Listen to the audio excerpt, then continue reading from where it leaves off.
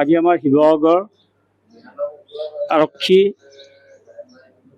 ডাঙৰীয়া বাইদেউ পাপৰি চেতিয়াৰ বাইদেউ তেওঁৰ মা ঢুকুৱা খবৰটো পাই মই লগালগ ইয়াত আহিলোঁ। আহি বাইদেউক এটা এপ্ৰ'চ কৰিলোঁ যে বাইদেউ আমি আই ডনেশ্যন কৰাব পাৰোঁ, যাতে আপুনি আই ডনেশ্যন কৰিলে দুজন মানুহে এই চকুটো পাব দান, আৰু চকুত দান পাই তেওঁ গোটেই পৃথিৱীটো চাব পাৰিব।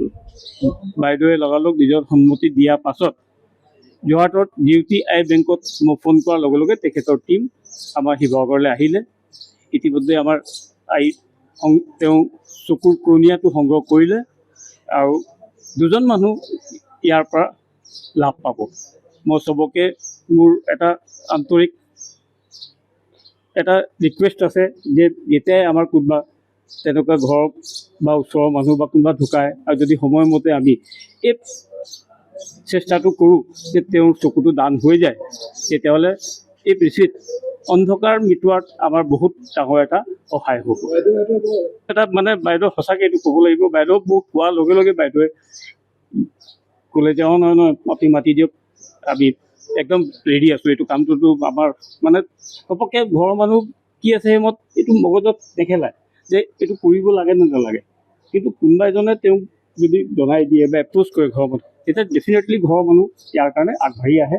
আৰু এইটো কাৰণে বাইদেউক মই ধন্যবাদ জনাইছোঁ যে তেওঁ এই কামটোত সহযোগ কৰিলে আৰু কেইবাজন মানুহ এতিয়া তেওঁ আজিৰ পৰা প্ৰেৰণা পাব আৰু আগবাঢ়ি আহিব। ধন্যবাদ।